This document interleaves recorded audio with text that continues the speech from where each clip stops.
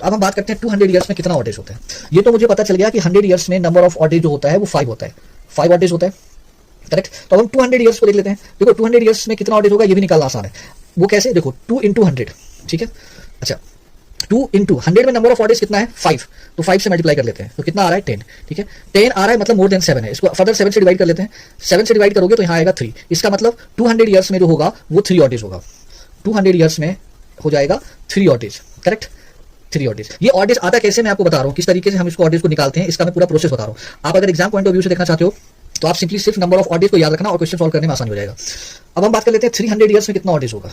तो ध्यान से देखते हैं, आप इसको 3 इंटू 100 तो नोट कर ही सकते हो 3, और 100 में आपको पता ही नंबर ऑफ ऑड डेज 5 है, तो 5 ये कितना आ रहा है 15। अच्छा नंबर ऑफ ऑड डेज हमेशा कितना होता है 7 से कम, 7 से डिवाइड कर लेते हैं 14, और यार कितना आ रहा है रिमाइंडर 1, मतलब ऑड डेज कितना आ रहा है 1। तो 300 ईयर्स में अगर आप ध्यान से देखोगे तो 300 ईयर्स में नंबर ऑफ ऑड डेज होता है 1 ऑड डेज, ठीक है, 1 ऑड डेज होता है, करेक्ट।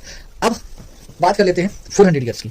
तो देखो 400 ईयर्स में नंबर ऑफ ऑड डेज कितना होता है, इसको कैसे निकालेंगे। तो देखो सिंपल सा तरीका है, सबसे पहले ऐसा समझो, ये थोड़ा इंपॉर्टेंट भी है, 4 इंटू 100, ठीक है, इतना तो करेंगे प्लस यहाँ पे एक और ऐड हो जाएगा ऑड डेज। अब ये आपको पता करना है कैसे ऐड होगा, तो मैं बता देता हूँ। देखो 400 वाला ईयर ना 400 से डिवाइड हो रहा है, ठीक है, मतलब ये लीप ईयर है, और लीप ईयर जब होता है क्योंकि 400 एक सेंचुरी ईयर है, और 400 सेंचुरी ईयर को हम लोग 400 से डिवाइड भी करते हैं, तो डिविजिबल है ये, इसका मतलब ये लीप ईयर होगा। लीप ईयर का मतलब नंबर ऑफ ऑड डेज एक बढ़ जाएगा, ठीक है, इसलिए मैंने यहाँ पे 1 करा है। तो 4 इंटू 100 में आपको पता है 5 ऑड डेज होता है, और प्लस में 1 करो तो ये कितना आएगा 20 प्लस 1, ये आ रहा है 21, ठीक है। 21 को अगर आप 7 से डिवाइड करोगे तो रिमाइंडर आपको मिलेगा 0। तो कहने का मतलब ये हो गया कि 400 ईयर्स में नंबर ऑफ ऑड डेज जो होता है वो 0 ऑड डेज होता है, ठीक है। इसीलिए हम जब भी क्वेश्चन को सॉल्व करते हैं तो 400 के मल्टीपल को हम बेस ईयर लेते हैं। जैसे आप अगर 800 लोगे वहां भी नंबर ऑफ ऑड डेज क्या हो जाएगा 0 हो जाएगा, 1200 भी लोगे तो वहां भी नंबर ऑफ ऑड डेज क्या हो जाएगा 0 हो जाएगा, 1600 लोगे वहां भी नंबर ऑफ ऑड डेज क्या हो जाएगा 0। क्यों, क्योंकि हम 800 को कैसे लिख सकते हैं, 800 को लिखने का तरीका क्या होगा 2 इंटू 400, करेक्ट ना। 400 0 ऑड डेज है तो 2 इंटू 0 क्या मिल जाएगा 0। तो जो भी 400 का मल्टीपल आता है ना उसमें नंबर ऑफ ऑड डेज